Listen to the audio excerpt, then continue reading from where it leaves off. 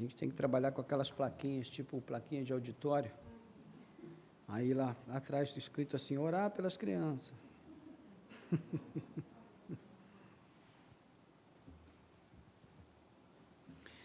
Bom, nós vamos ler aqui do verso 1, aliás, perdão, do verso 14 até o verso 30. Lucas capítulo 4, 14 ao 30.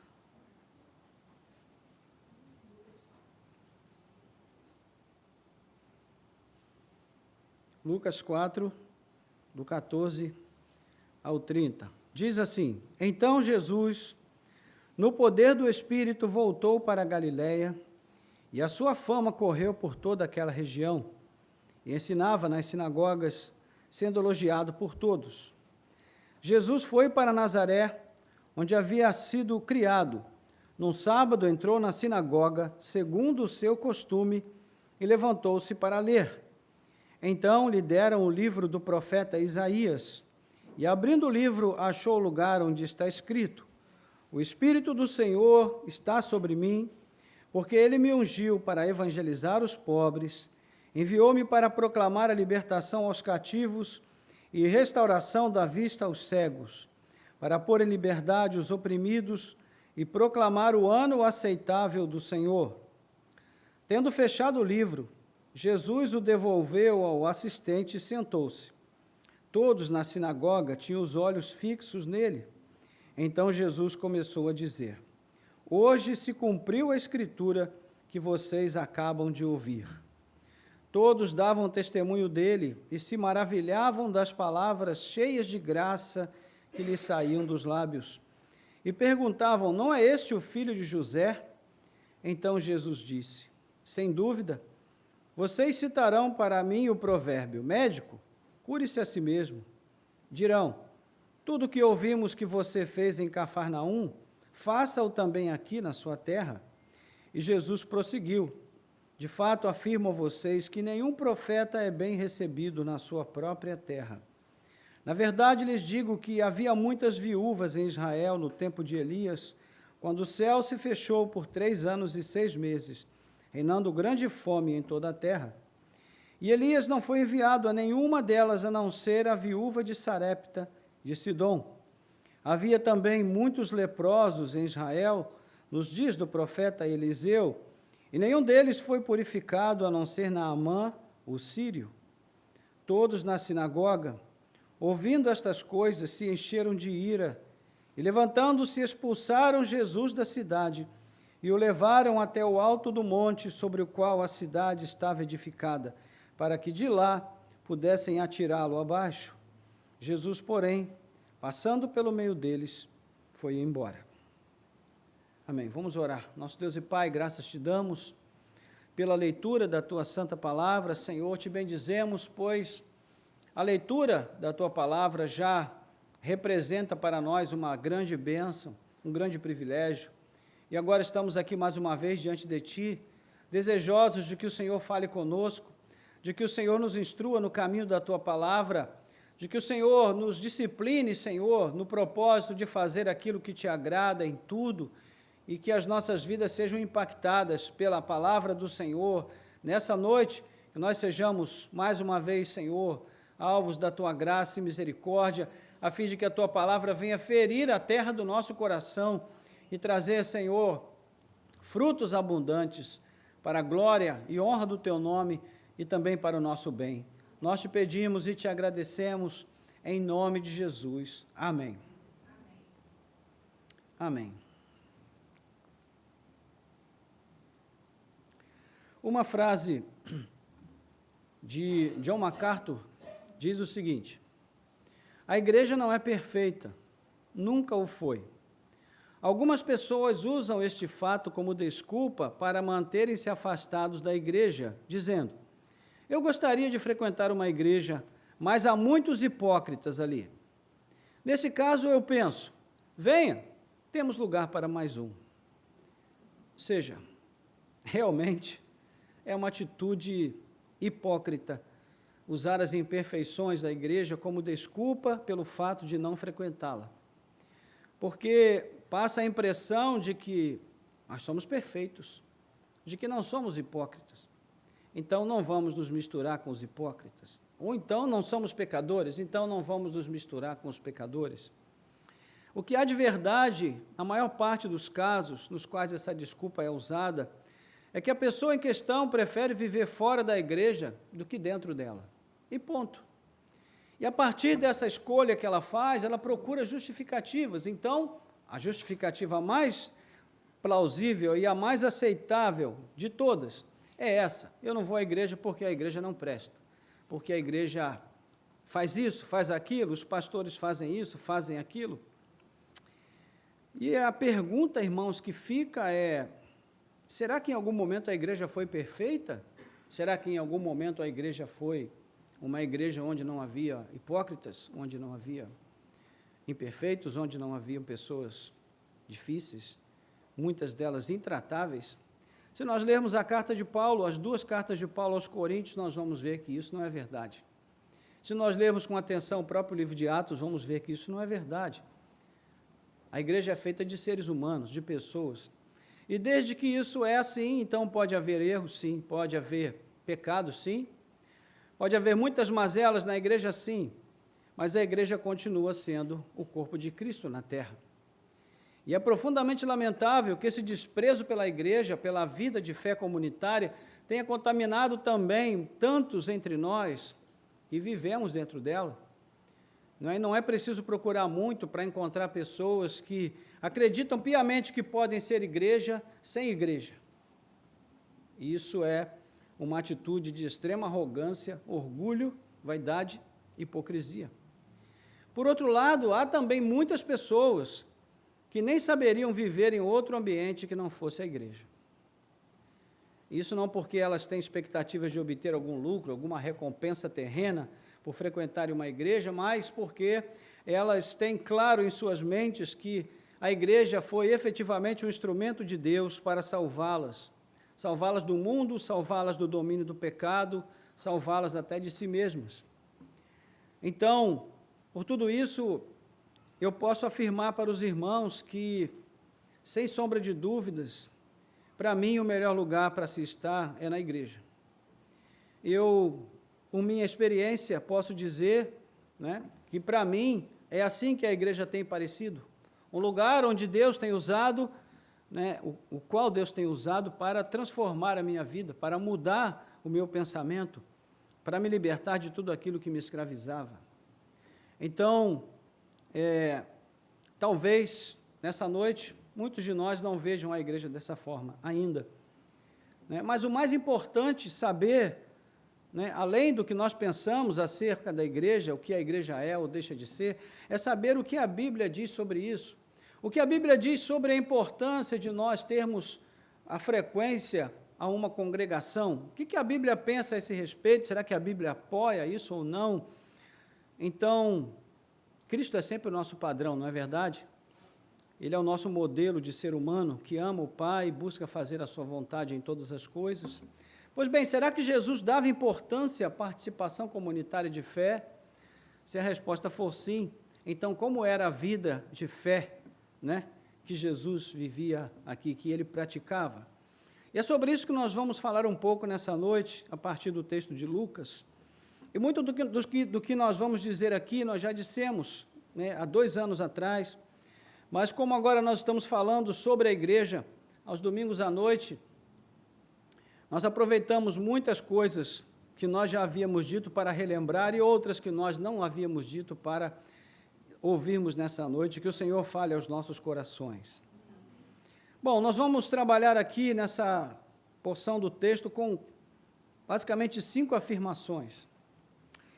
A primeira delas é que Jesus viveu sua vida terrena no poder do Espírito Santo.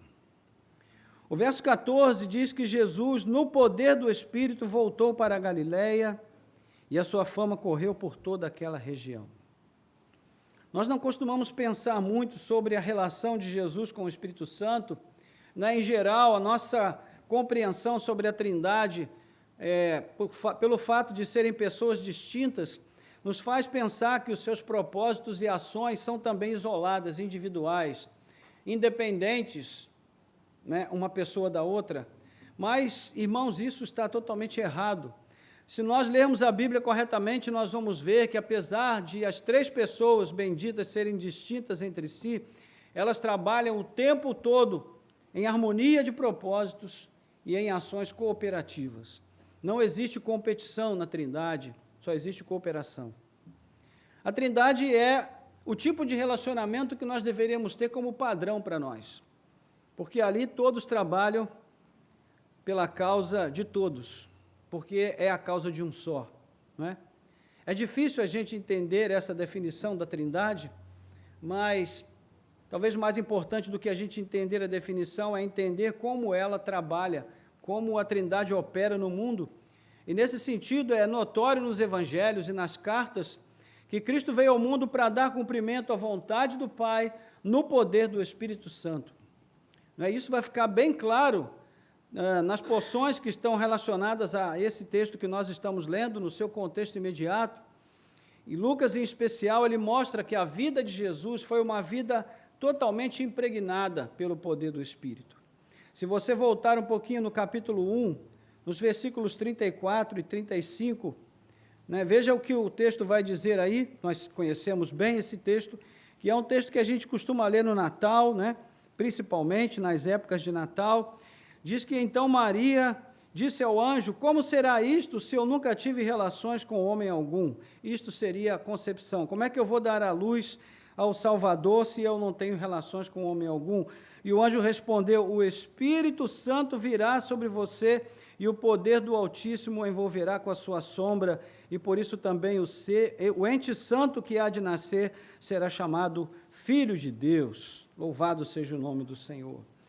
Então, passando o primeiro reconhecimento público de Jesus como Messias, de novo lá no capítulo 1, 25 a 32, nós temos também uma narrativa muito interessante nesse sentido, quando Jesus é apresentado ao mundo como Messias pela pessoa de João Batista. Então, nós vamos ver assim o texto dizendo: em Jerusalém havia um homem chamado Simeão, por Simeão, eu falei João, é Simeão. Este homem era justo e piedoso e esperava a consolação de Israel, e o Espírito Santo estava sobre ele. Ele tinha recebido uma revelação do Espírito Santo de que não morreria antes de ver o Cristo do Senhor. Movido pelo Espírito, ele foi ao templo quando os pais trouxeram o menino Jesus para fazerem com ele o que a lei ordenava. Simeão tomou nos braços e louvou a Deus, dizendo: agora, Senhor, podes despedir em paz o teu servo, segundo a tua palavra, porque os meus olhos já viram a tua salvação, a qual preparaste diante de todos os povos, a luz para a revelação aos gentios, para a glória do teu povo de Israel.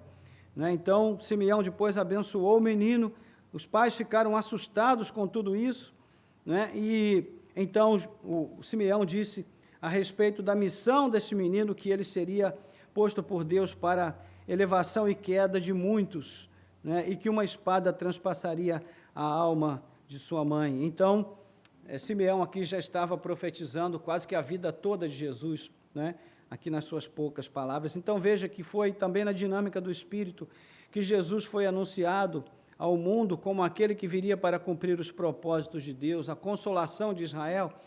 Foi o mesmo Espírito que encheu Jesus de sabedoria no templo, quando aos 12 anos ele deixou maravilhados os doutores com o seu conhecimento das Escrituras, Lucas 2, 46, 47. Na sua confirmação, após o batismo de João, agora sim, quando o Espírito Santo vem sobre ele em forma de uma pomba, e a voz do céu diz: este é o meu Filho amado, em quem tenho grande prazer. Cheio do Espírito, Jesus voltou do Jordão após o batismo, e aí nós chegamos no nosso texto, quando ele foi, o contexto imediato do nosso texto, quando ele foi guiado pelo mesmo Espírito ao deserto para ser tentado 40 dias pelo diabo, aqui no capítulo 4, versículos 1 e 2, e agora sim chegamos ao nosso texto, quando Jesus, no poder do Espírito Santo, voltou para a Galileia, e a sua fama correu por toda aquela região. Ou seja, uma vida totalmente embebida no Espírito Santo, sequência de eventos mostra isso muito claramente. Gerado pelo Espírito, apresentado ao mundo pelo Espírito, guiado nas Escrituras pelo Espírito, confirmado no batismo pelo Espírito, guiado no deserto pelo Espírito, vitorioso no poder do Espírito, ele volta para a Galiléia a fim de dar início ao seu ministério terreno. Ou seja, uma vida cheia do Espírito Santo. E os 4 primeiros capítulos de Lucas mostram como o amor de Deus se manifesta ao mundo através de uma ação numa perspectiva trinitária.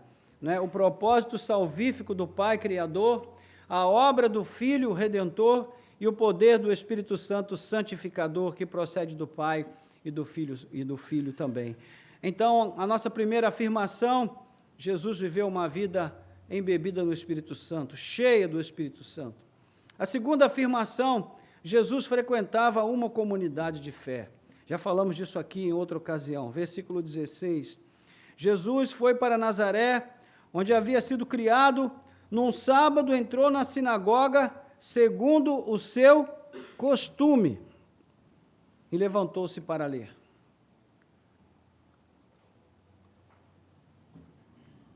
Creio que todos aqui sabem o que é um costume. Essa é a nossa segunda afirmação. Jesus tinha o costume de frequentar a sinagoga.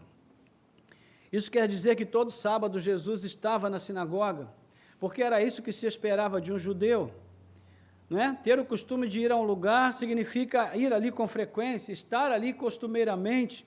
É o que Lucas diz a respeito de Jesus, ou seja, ele separava pelo menos um dia para estar naquele lugar onde os judeus se reuniam. É claro que Jesus fazia isso também como uma forma de transmitir o ensino, mas esse aqui é o único texto nos evangelhos que mostra Jesus falando na sinagoga.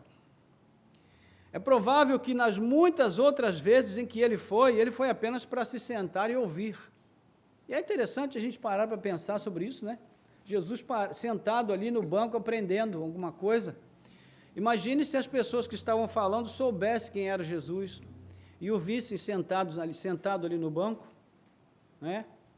Seria como se Charles Spurgeon fosse vivo hoje, chegasse aqui na igreja e sentasse ali no momento em que eu ia começar a pregar. Imagina isso. Não ia sair nada, né?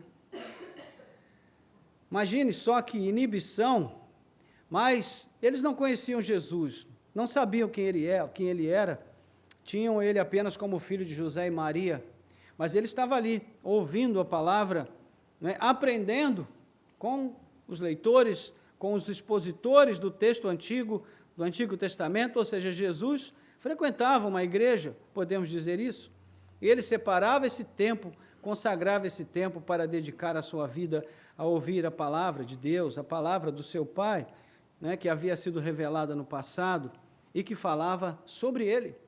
Então, podemos deduzir que ele frequentou a sinagoga durante um bom tempo como simples ouvinte naquela congregação.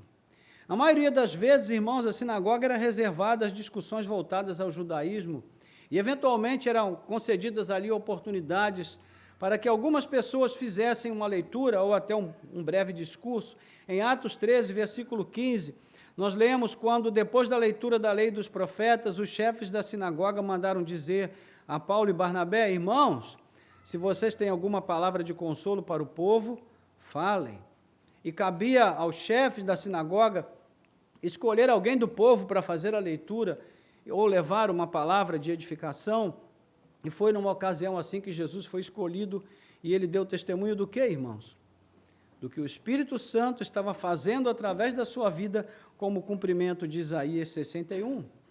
Nós vemos então que ele valorizava e tratava com seriedade a prática comunitária da fé, não é? Ele diz aí o texto: então lhe deram o livro do profeta Isaías e, abrindo o livro, achou o lugar onde está escrito.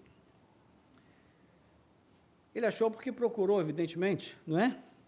E a Bíblia, naquela época, não era como a nossa Bíblia, que tem capítulos e versículos, né? Eram pergaminhos e era um texto cursivo, né? Ou seja, não tinha divisão. Então, você tinha que procurar para encontrar o texto onde você queria ler, e Jesus procurou até encontrar o texto que diz: o Espírito do Senhor está sobre mim, porque Ele me ungiu para evangelizar os pobres, Enviou-me para proclamar libertação aos cativos, restauração da vista aos cegos, para pôr em liberdade os oprimidos e proclamar o ano aceitável do Senhor. É interessante porque quando a gente pensa na confissão, né, que foi formulada nos concílios antigos, quando nós aprendemos que o Espírito procede do Pai e do Filho, ou seja, é Cristo que concede o Espírito Santo, é interessante a gente pensar que Jesus fez questão de ler um local, uma porção da palavra de Deus do profeta Isaías, onde ele se identifica como aquele sobre quem o Espírito do Senhor estaria para que ele fizesse a obra de Deus. Isso nos mostra essa relação de humildade e de plena interação entre as pessoas benditas. Como a gente disse, não há competição, mas apenas cooperação. Outra coisa que nós percebemos é que Lucas associa a vida comunitária também à ação do Espírito Santo. Pelo menos nessa porção da sua narrativa, a comunhão é o espaço onde o Espírito Santo age, né, dando cumprimento aos propósitos eternos do Pai. Quando nós vamos para Atos dos Apóstolos, um outro texto de autoria de Lucas, nós observamos também a ênfase ainda mais clara, né, mais à frente nós vamos confirmar essa tese, daí a gente vai ver que procede a nossa terceira afirmação, qual é? Que a prática da fé não pode ser pensada privativamente. Ou seja, não podemos pensar que somos uma ilha, que cada um de nós é uma ilha, que a revelação de Deus parou em nós, que nós temos toda a revelação e não precisamos, né, de ouvir, não precisamos aprender, não precisamos crescer. Infelizmente, esse é o pensamento de muitas pessoas, até um pensamento inconsciente. Né? Quando você não valoriza uma oportunidade de estudar a palavra de Deus com outras pessoas, né, nas entrelinhas você está dizendo, eu já cresci o suficiente, não preciso crescer mais. Quando você despreza uma chance de aperfeiçoar o seu conhecimento bíblico num texto que você já leu tantas vezes, você já está dizendo, eu conheço esse texto, não preciso ler mais. Quando você despreza a oportunidade de fazer uma leitura bíblica sistemática ao longo do ano, quando alguém te convida, vamos ler a Bíblia juntos, ou o pastor oferece um plano de leitura e você simplesmente ignora, você está dizendo, já aprendi o suficiente, já li a Bíblia o suficiente, não preciso aprender mais. Meus irmãos, todo ano nós temos oficina de pregação expositiva. E todo ano nós aprendemos uma coisa diferente, pelo menos uma. E todo ano nós também nos conscientizamos do quanto a gente ainda precisa conhecer a palavra de Deus. E como nós ainda somos ignorantes. E eu não estou falando isso aqui para os irmãos com falsa modéstia, não, irmãos. Eu estou falando isso para os irmãos como uma constatação verdadeira, real. Então, veja, há muita coisa em nossos próprios corações que nós mesmos desconhecemos, muita coisa errada, que está ali, mas a gente não se deu conta que está e por isso a gente também não procura tratar. Mas eu digo, quando nós nos expomos regularmente à palavra de Deus, quando nós sentamos para ouvir, veja que Cristo sentava para ouvir, então nós temos uma oportunidade preciosa de crescer, de avançar na nossa fé. Não é? Então, a prática da fé não pode ser pensada privativamente. Há muitas pessoas que pensam que é possível ser cristão sozinho, isolado, e isso em nossos dias é uma tendência muito, muito, muito crescente. E aqui e ali nós ouvimos de alguém, eu não preciso de igreja para ser igreja. Ou então, eu sou igreja. E a qualquer que pense assim, com suposta base na palavra de Deus, nós podemos afirmar que essa pessoa não podia estar mais errada, mais enganada. Porque a Bíblia diz a esse respeito, é que nós somos o templo do Espírito Santo. Mas isso é diferente de ser igreja. A igreja é corpo, é comunhão, igreja é comunidade. Como Atos capítulo 12, versículo 5 diz que embora sejamos muitos, somos um só corpo em Cristo e membros uns dos outros. Ou seja, o que temos aqui é uma clara relação de mútuo pertencimento.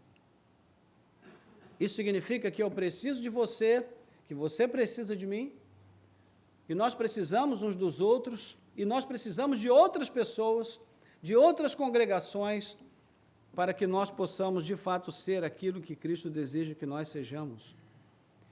Eu sei que nessa hora surgem aquelas ponderações, mas a igreja tem muitos problemas. Eu fui ferido na igreja, fui magoado, fui contrariado, fui ofendido. Meus irmãos, olha, eu vou dizer para vocês,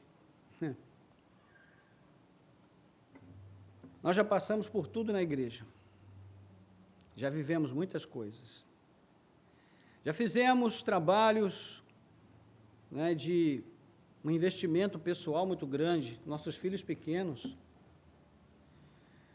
e aí muitas vezes o pastor chegava no dia seguinte, ele estava chateado com alguma coisa, aí ele descontava na igreja, e a gente ouvia cada coisa de rasgar o nosso coração.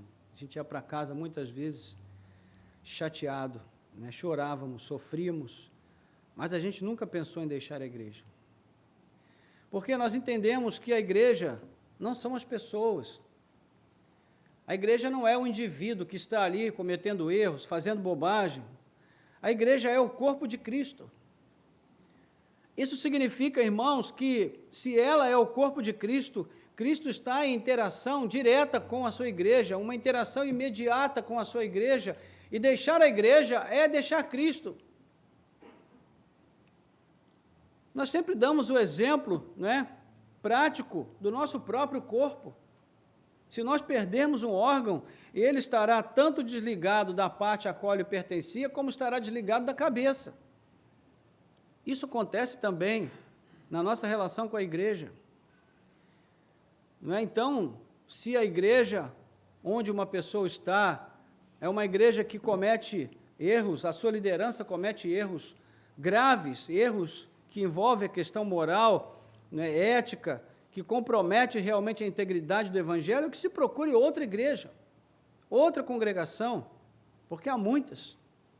E de fato, sim, a igreja tem muitos problemas, mas se você olhar para Romanos, capítulos 12 em diante, você vai ver que a igreja em Roma tinha muitos problemas. Se você ler a carta aos Coríntios, você vai ficar abismado quando você fizer a leitura com essa ótica, e você vai ver problemas gravíssimos dentro da igreja, e mesmo assim, a igreja permaneceu. Então, irmãos, aquela igreja imaculada que nós imaginamos, né? Essa semana, acho que foi essa semana, eu passei num determinado local, onde havia uma igreja, escrita assim, Igreja de Atos 2. Eu pensei, como assim? Igreja de Atos 2, o que isso significa? A igreja perfeita, não é? Não é essa a referência que as pessoas querem passar? Igreja de Atos 2. Lá na minha cidade tem uma igreja chamada Igreja Primitiva. Quer dizer o quê? Ela quer se reportar à igreja primitiva. Se bem, irmãos, que muitas vezes a igreja é primitiva mesmo. Mas não no sentido em que aquela igreja quis se reportar, né? Nós agimos muitas vezes como pessoas primitivas, mas não existe essa coisa. A igreja de Atos era uma igreja que tinha muitas virtudes, mas também tinha pessoas terríveis. Veja a história de Ananias e Safira. Né? Então, meus irmãos, o que isso quer dizer? Que desde o início da igreja houve problemas. Onde tem gente, tem problemas. Se a igreja primitiva não tivesse problemas, as cartas não teriam sido escritas, porque elas foram escritas para corrigir os problemas da igreja. Mas será que em alguma carta de algum apóstolo, nós lemos alguma ordem para a gente deixar de congregar, se a igreja fosse complicada e difícil? Não, pelo contrário, nós ouvimos ali, não deixemos a nossa congregação, como é o costume de muitos. Hebreus capítulo 10. Então, lidar com o ser humano é sempre difícil, gente. Sempre difícil. Até diante do espelho, né? Não tem dias que você olha no espelho e não gosta do que você vê? Então, eu pergunto, se você não gosta do que você vê no espelho, você vai gostar do que você vê no outro sempre? Não. Isso acontece o tempo todo, irmãos. E, normalmente, o problema não está no outro, o problema está em nós. O pior é que, quando a gente abre mão de suportar os irmãos em amor, quando a gente abre mão de apoiá-los, de ajudá-los a melhorar enquanto cristãos, enquanto pessoas. Nós estamos fazendo exatamente o contrário do que Cristo disse para nós fazermos. Então, é como eu disse, nós nos achamos perfeitos e muitas vezes a gente com isso quer se esconder dentro de um casulo de perfeição e ficar dali jogando pedras, não é? E eu digo para você, ninguém é tão bom que se baste. Nem você, nem eu, nem ninguém. Jesus tinha muita coisa importante a fazer, irmãos, mas ele sentia a necessidade e ele atribuía importância a frequentar uma comunhão, uma comunidade, uma igreja. Então, ele fazia isso. Paulo escreve algo muito sério aos irmãos de Corinto, quando ele fala sobre o modo individualista como os irmãos estavam vivendo a vida cristã. Ele afirma, quem age dessa forma não discerniu corretamente o que é a igreja e se coloca em pé de igualdade com aqueles que zombaram do Senhor e cuspiram nele em sua morte, ou seja, menosprezaram o valor e o mérito da obra de Cristo. Então, Paulo fala que essas pessoas acabam comendo e bebendo para a sua própria condenação, e é por isso que ele diz que havia muitas pessoas doentes, né, e outros que já haviam até morrido. Depois leia 1 Coríntios 11, 17 a 32. Então, aqui chegamos à nossa quarta afirmação: só é possível ser igreja em comunidade, na comunhão dinâmica do Espírito, irmãos. Porque viver com outras pessoas, né, já falamos aqui que não é fácil, e para vivermos com essas pessoas e perseverarmos nessa comunhão, nós não podemos fazer isso apenas com a nossa força de vontade.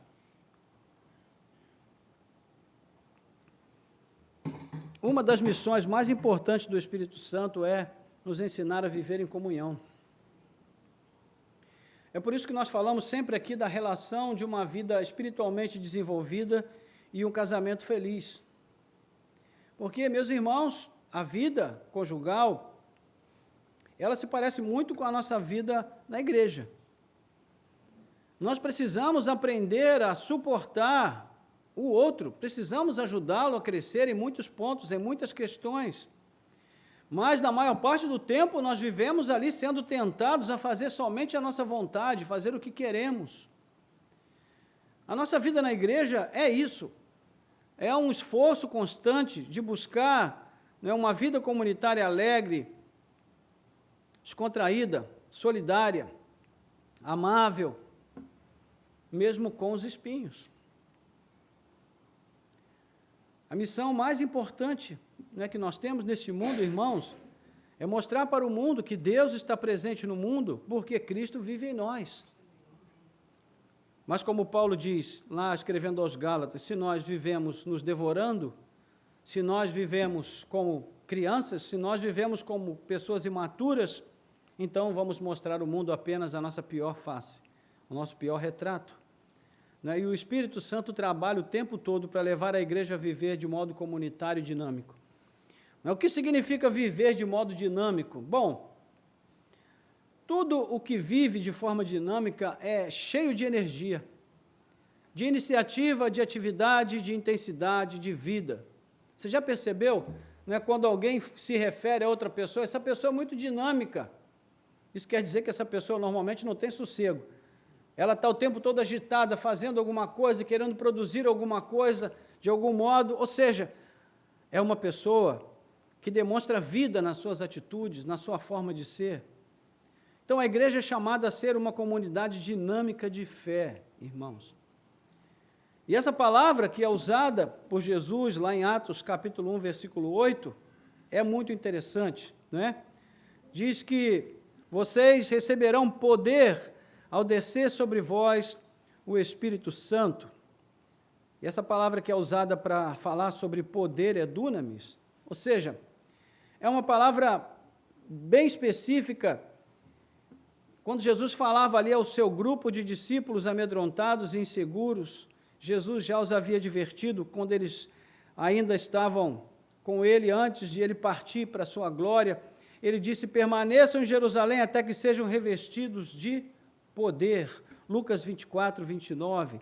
Sem esse poder, os discípulos não podiam sair e fazer a obra de Deus. Então, eles precisavam de poder. Eles precisavam viver esta vida dinâmica no poder do Espírito Santo, não é? E esse poder significa o quê? O poder do Espírito Santo de transformar as pessoas, de mudar o coração delas, de mudar a igreja, de capacitar a igreja, de levar a igreja a viver a vida de Cristo através do testemunho que ela poderia absorver através da própria palavra de Deus e dos ensinos de Cristo. Então, é interessante que a gente percebe essa relação, não é, que existe da presença do Espírito na igreja com a forma como a igreja age, como a igreja se comporta.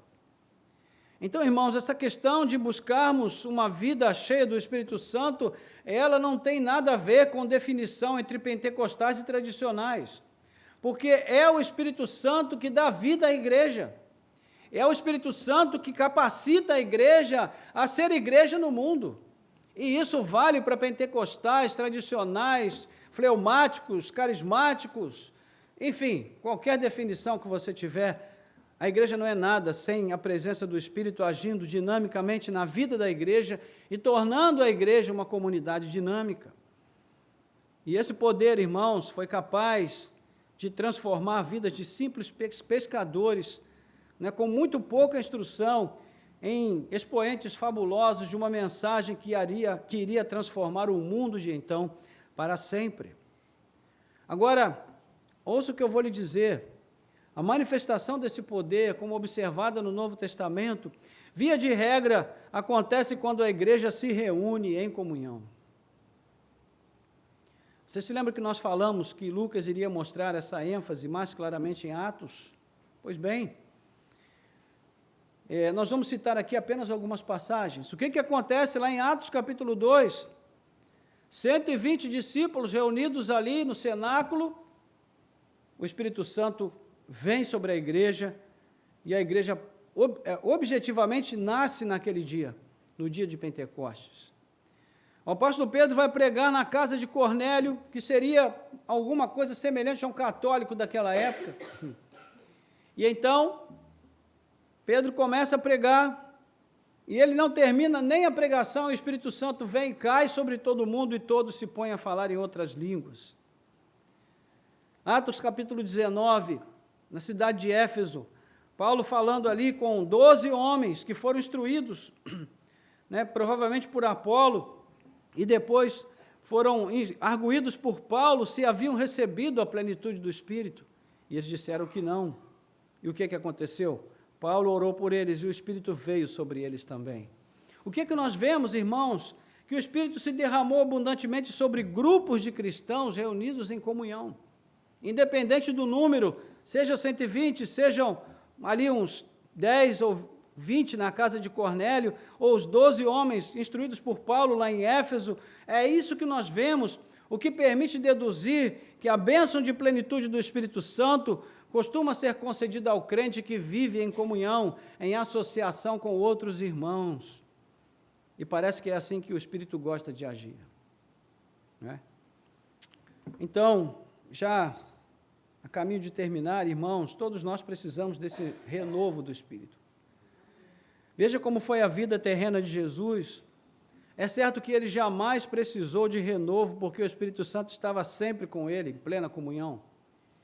Mas exatamente por isso eu lhe pergunto, se ele, Jesus, foi conduzido pelo Espírito Santo na sua missão terrena, a sua obra neste mundo, será que nós não precisamos, irmãos, ser conduzidos pelo Espírito Santo? Será que nós podemos fazer tudo na força da carne, na força de vontade, na força do nosso braço? Eu pergunto a você, por que a igreja hoje tem tantos recursos e tão pouco poder? Me diz. É porque nós aprendemos a fazer avivamento, entende? Nós preparamos um ambiente, escurecemos tudo, colocamos uma música bem provocante no fundo, colocamos canhões de luz com umas cores bem sugestivas, e nós produzimos avivamento. Ou seja, as pessoas saem dali, muitas delas vão trabalhar na segunda-feira, sem nenhuma mudança em suas vidas. Mas no domingo elas ficaram emocionadas, animadas, e acreditaram que realmente elas viveram uma experiência poderosa com o Espírito Santo, Mas nem sempre isso acontece realmente, irmãos. Por que que naquela igreja primitiva, né, já que nós falamos tanto da igreja primitiva, havia presença abundante do Espírito Santo movendo tudo ali naquele lugar? Porque aquelas pessoas não tinham recursos. Porque para elas ou era a vida cristã verdadeira ou era nada. Entregar a vida a Cristo significava assinar uma sentença de morte para muitos. Então, só entregavam a vida a Cristo aqueles que realmente foram transformados pelo Espírito Santo de Deus. E eles viviam uma vida cheia do Espírito Santo. Então, se nós pararmos para pensar um pouquinho, o relato de Lucas mostra esse padrão da própria vida cristã, porque a vida cristã se traduz em imitação de Cristo, irmãos. Imitação de Cristo. Então, a igreja, para ser igreja, precisa ser gerada pelo Espírito Santo. Para que ela tenha relevância no mundo, ela precisa ser manifestada ao mundo pelo Espírito Santo. Para que ela se conduza convenientemente, ela precisa ser guiada pelo Espírito Santo. Para que ela possa fazer diferença e ter impacto na sua pregação, ela precisa ser confirmada pelo batismo, na presença do Espírito Santo. Se ela está indo e voltando na sua jornada de fé, fazendo a missão no mundo, ela só terá êxito se ela for cheia do Espírito Santo. E mesmo quando ela for guiada ao deserto, ela deve ser guiada no Espírito Santo. E se isso acontecer, meus irmãos, a igreja também será vitoriosa no poder do Espírito. E ao ser capacitada a desenvolver o seu ministério terreno, ela fará tudo para a glória de Deus. Então eu digo para vocês, irmãos, sim, nós todos precisamos dessa vida em plenitude do Espírito. Do contrário, a nossa vida se empobrece. A nossa vida diminui a sua capacidade, o seu alcance, a sua legitimidade. Eu pergunto para você, quanto tempo tem que você não vive uma experiência restauradora com Deus? Quanto tempo tem que você não chora de alegria aos pés do Senhor? Que você se sente em liberdade para se derramar perante Deus? Não é? Por que nós não usamos mais os dons que Deus nos deu, irmãos? Porque eles estão presos dentro de uma gaveta. A gente se sente fraco, abatido, apático em nossa fé.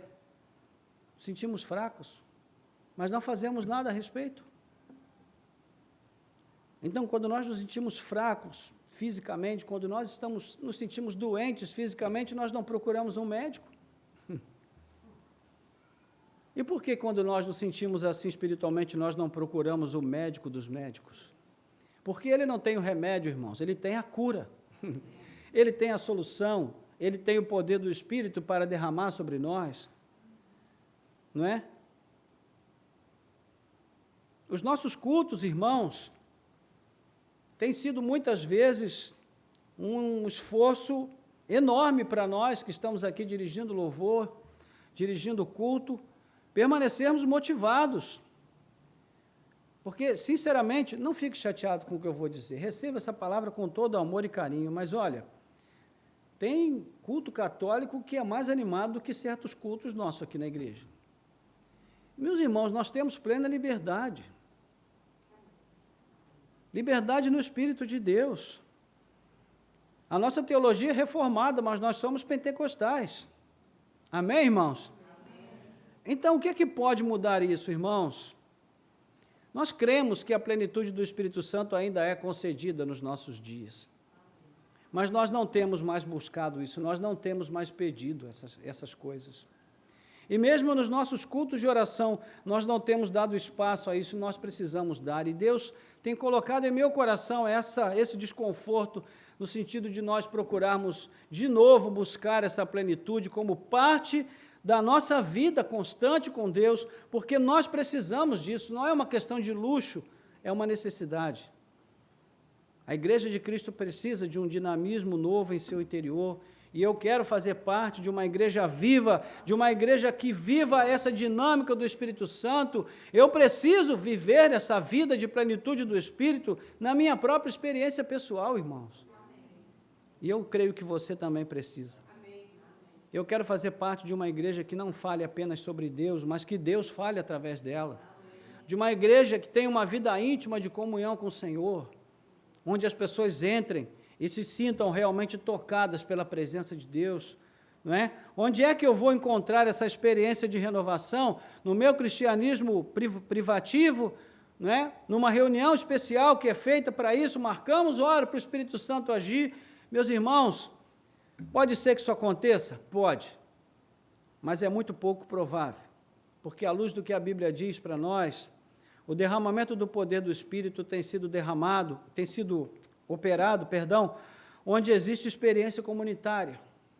Então, eu creio que nós podemos esperar algo semelhante a isso na nossa experiência ainda hoje. Nós não podemos forçar isso a acontecer, não podemos criar um ambiente propício com luzes, com som, com musiquinha de fundo. Isso pode até haver, mas não é isso que deve motivar a nossa busca pela presença do Espírito abundante em nós. O que nós podemos e devemos fazer é cuidar da nutrição da nossa fé diariamente, é manter o nosso compromisso de comunhão. Meus irmãos, em Atos 2, o que acontece é que um grupo de 120 pessoas estavam perseverando em oração há muito tempo. E durante muito tempo não aconteceu nada. Eu acredito que no início aquele grupo de oração devia ser até maior, porque Paulo diz que 500 pessoas, mais de 500 pessoas viram Jesus ressurreto. E porque só tinha 120 naquele dia, isso é uma convicção pessoal, a Bíblia não diz nada sobre isso. Mas eu acredito que aconteceu exatamente o que acontece conosco, não é? Quando a gente inaugura um culto novo, grande culto do avivamento, aí nas primeiras semanas a igreja enche. Aí, quando não acontece nada assim que as pessoas consideram sobrenatural, começa a diminuir. E aí vai se tornando médio o culto do avivamento, depois pequeno culto do avivamento, depois um culto diminuto do avivamento, e por fim, uma desistência do avivamento.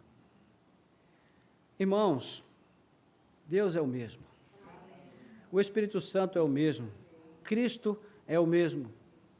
Nós devemos alimentar a nossa comunhão, estarmos comprometidos com o propósito de vivermos congregados, buscarmos fervorosamente esse derramamento do poder do Espírito sobre nós, louvando a Deus de coração e aproveitando cada oportunidade para lhe entregar o melhor de nós. O tempo e o modo que será determinado para que isso aconteça, se e quando acontecer, é Cristo que vai estabelecer. É Ele que envia o poder do Espírito Santo sobre a igreja. E você sabe por que nós precisamos tanto disso? E aí vem a nossa quinta e última afirmação. Porque, irmãos, a igreja, assim como Cristo, ela vive no mundo uma vida martirizante, uma vida de lutas, uma vida de sofrimentos. Veja que nós falamos aqui sobre a maneira como Cristo viveu uma vida embebida no Espírito, uma vida completamente encharcada pelo Espírito, mas isso não fez com que a caminhada de Cristo nesse mundo fosse mais fácil, pelo contrário. Então veja que, quando termina esse evento aqui da sinagoga, no versículo 21, Jesus diz: hoje se cumpriu a escritura que vocês acabam de ouvir. O verso 22 diz que todos davam testemunho dele, se maravilhavam das palavras cheias de graça que lhes saíam dos lábios e perguntavam: não é este o filho de José? Agora, leia comigo o versículo 29. E levantando-se, expulsaram Jesus da cidade e o levaram até o alto do monte sobre o qual a cidade estava edificada para que de lá pudesse atirá-lo abaixo. Isso combina com todos davam testemunho dele e se maravilhavam das suas palavras? Não parece duas multidões diferentes, dois grupos diferentes? O que aconteceu com esse grupo que eles mudaram tanto em poucos versículos? Eles estavam amando Jesus e no outro momento queriam matá-lo. O que aconteceu aqui, irmãos? O que aconteceu é aquilo que sempre acontece. Quando as pessoas estão muito entusiasmadas com Jesus, ele dá um tapinha no ombro da multidão e fala assim, olha, espera um pouco, deixa eu explicar umas coisas para vocês. Versículo 23, sem dúvida vocês citarão para mim o provérbio médico, cure a si mesmo, e dirão, tudo que ouvimos que você fez em Cafarnaum, faça-o também aqui, na sua terra. Ou seja, eu não vou me entregar a esse falso entusiasmo de vocês, porque eu sei que daqui a pouco vocês estarão me perseguindo. E ele deixou com eles uma palavra muito dura, ele disse, olha, havia muitas viúvas no tempo de Elias, quando o céu se fechou por 3 anos e 6 meses e reinou a fome em toda a terra, e Elias não foi enviado a nenhuma viúva de Israel, senão apenas a viúva de Sarepta, que era de Sidom.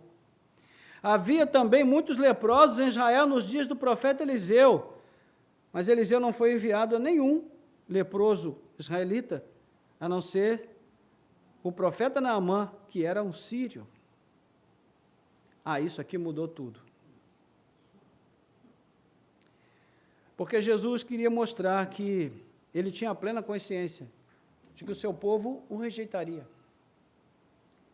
Porque ele veio ao mundo com esse propósito também de ser rejeitado pelos seus. Não é? João não espera chegar lá no capítulo 21 para dizer veio porque era seu e os seus não receberam. Não, ele já diz isso logo no primeiro capítulo. Nos primeiros versículos ele diz, veio para o que era seu e os seus não receberam.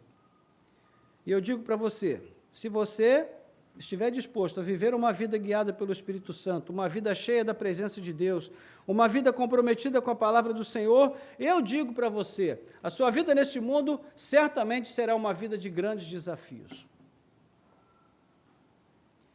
Porque todo crente que é fiel a Deus, todo crente que vive uma vida cheia do Espírito, ele sofre e passa muitas lutas nesse mundo. Porque, meus irmãos, este mundo não quer Jesus, assim como os judeus não queriam Jesus nos seus dias. O que o mundo quer é solução, o mundo quer bênçãos, né? O mundo quer cura, quer prosperidade, mas o mundo não quer salvação. O que o mundo quer é prazer, satisfação, e as pessoas estão dispostas a pagar o preço que for, né? No final do ano nós vimos isso. Nosso país estava pronto para vender a alma ao diabo, se necessário fosse, para que os privilégios fossem mantidos. Então eu pergunto, alguém quer ter como seu amigo uma pessoa que aponta o dedo e diz, se você não se arrepender, o juízo de Deus virá sobre a sua vida? Ninguém quer um amigo assim. Então, irmãos, precisamos avaliar o custo desse engajamento na vida com Jesus, porque ele tem consequências, ele tem desdobramentos que são muito importantes. Mas eu deixo para você, nesse sentido, uma palavra de estímulo, a qual o apóstolo Paulo passou também para os irmãos da igreja em Roma. Lá no capítulo 8, o apóstolo Paulo diz, se com Cristo sofrermos, também com ele reinaremos. Ou seja, se nós permanecermos firmes e pagarmos o preço de vivermos essa vida dinâmica no Espírito, se nós pagarmos o preço de viver uma vida comprometida e fiel à vontade de Deus, então certamente nós recolheremos sim os nossos frutos, a nossa recompensa no tempo próprio que o Senhor já estabeleceu para a sua igreja. Então, irmãos, nosso papel neste mundo não é sermos bem-sucedidos. Nosso papel aqui é sermos fiéis. Fiéis a Deus, fiéis ao Senhor, buscando essa vida em plenitude do Espírito. E eu digo para você, coloque na sua oração diária, né, o objetivo constante de buscar essa comunhão com o Espírito Santo de Deus. Peça ao Senhor que visite você, que te renove com a presença do seu Espírito, e que quando você vier para a igreja, que o Senhor te use para que você seja o adorador mais dedicado, mais fervoroso, mais empenhado em exaltar e glorificar o nome do Senhor. Não importa se o vizinho ficar te olhando ali, você fala, quem está me olhando? Nunca vi um crente adorar, não? Toma vergonha nessa cara. E adore você também. Brincadeira, irmãos, ninguém vai fazer isso aqui, pelo amor de Deus. Mas, meus amados irmãos, nós somos pentecostais. E precisamos recuperar essa presença do Espírito Santo em nossas vidas, essa presença real, que nós podemos realmente sentir e dar testemunho. Eu preciso muito disso, irmãos. E tenho buscado no Senhor, tenho pedido a Deus constantemente que Ele traga esse renovo sobre a minha vida, que Ele possa agir de tal maneira que eu possa viver essa plenitude do Espírito. Eu creio no poder de Deus, eu creio nos dons que Deus concedeu, eu creio que eles ainda estão em vigor nos nossos dias, eu creio que nós podemos viver experiências gloriosas e profundas com Deus, mesmo num mundo tão mau e perverso quanto o nosso. Porque a Bíblia diz que onde abundou o pecado, superabundou a graça. Então não há medida de desgraça nesse mundo que possa conter a grande medida da graça que Deus tem para derramar sobre a sua igreja, sobre o seu povo. Então vamos buscar isso, porque é disso que nós precisamos. Amém?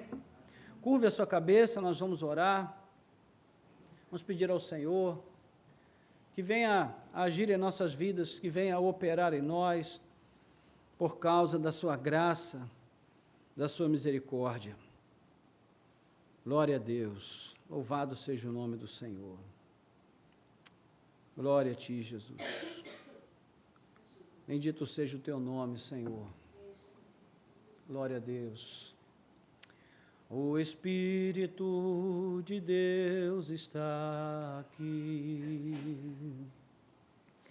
operando em nossos corações,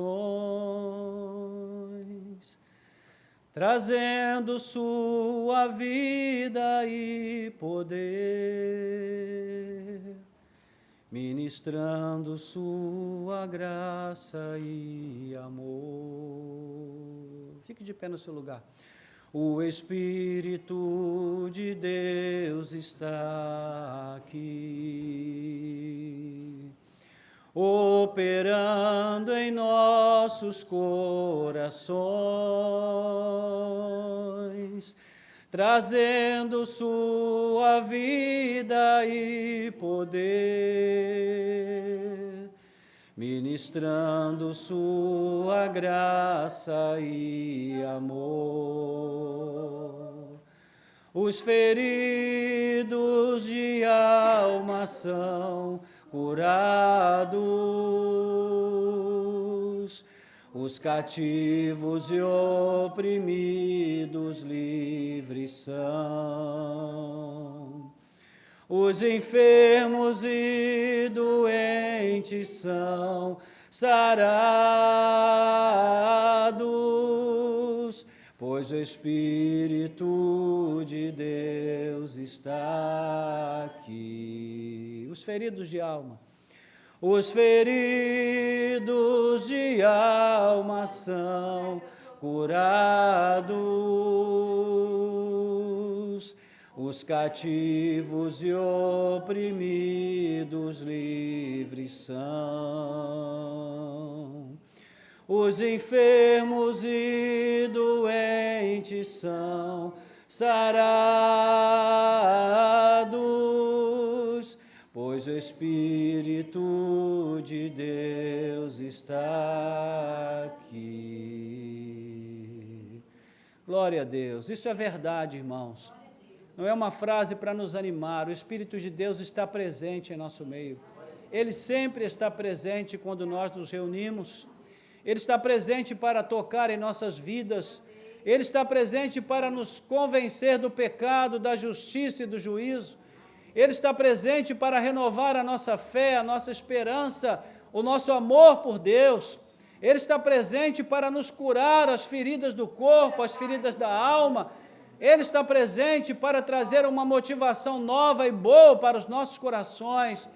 Ele está presente para tirar a nossa vida da limitação, da fraqueza, da vida prostrada, quebrantada pelo mundo, para que nos leve a viver uma vida quebrantada pela sua presença em nossos corações, de tal maneira que nós nos rendamos, que nós nos entreguemos, que nós o busquemos de todo o nosso coração. Senhor, nós te pedimos que o Senhor venha nessa noite, que o Senhor derrame sobre nós, ó Deus, uma renovação espiritual, operando em nossos corações, ó Deus, de tal maneira que nós sejamos, ó Pai, avivados, que nós sejamos fortalecidos, que nós sejamos encorajados, que o Senhor tire, ó Deus, todo o abatimento do nosso coração, Senhor, que o Senhor venha remover, ó Pai, ó Deus, toda a frieza do nosso coração, Pai querido, e acender uma chama viva, Senhor, e dinâmica em nossos corações, de tal maneira que nós sejamos, ó Pai, avivados para manifestar o Teu poder em nossas vidas, avivados, ó Deus, para tocar os enfermos e curarmos, avivados para pregarmos a Tua palavra no poder do Espírito, Senhor, avivados para vivermos uma vida santa, uma vida reta na Tua presença, e que o fogo da Tua presença, o fogo da Tua glória,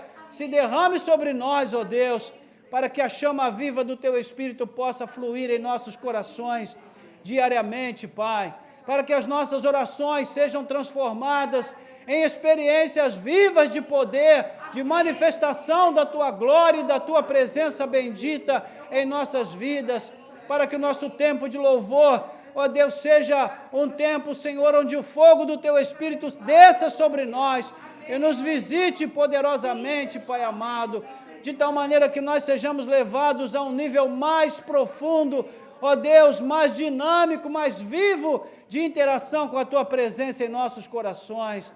Ó Pai, em nome de Jesus, opera em nós e transforma, Senhor, essa igreja, de tal maneira que nós vejamos, Senhor, o resultado desta oração, a manifestação do Teu Espírito em nosso meio, para mudar, Senhor, a dinâmica da nossa vida, do nosso culto, da nossa adoração, Pai amado. Em nome de Jesus nós te pedimos, aviva essa igreja, aviva este povo, aviva cada um de nós, Senhor, e traz um novo vento do Teu Espírito, que ele sopre de novo, Senhor, sobre nós, que ele sopre de novo sobre as nossas vidas, e venha nos visitar, Senhor, ó Deus, de forma extraordinária, de tal maneira que nós sejamos assim transformados para a glória e para a honra do Teu santo nome, Pai querido. Ó Senhor, nós te pedimos, ó Deus, oramos assim, Pai, já te agradecendo pela Tua graça, ó Deus, pelo atendimento do nosso clamor, Senhor, que nós perseveremos em clamar e pedir, e que o Senhor faça aquilo que nós não podemos fazer, Senhor. Ó Deus, não podemos produzir avivamento, não podemos produzir, Senhor, aquilo que só vem do Senhor para as nossas vidas. Então, Senhor Jesus, mais uma vez, envia o Teu Espírito sobre nós, de uma forma abundante, Senhor, para que aquilo que precisa ser, ó Deus, transformado, seja transformado, pelo toque poderoso do Teu Espírito em nossas vidas, em nossa igreja, em nossa comunhão, Senhor. Ó Deus, nós te pedimos e oramos assim com gratidão, Pai amado, em nome de Jesus Cristo, Teu Filho. Amém. Amém. Louvado seja Deus.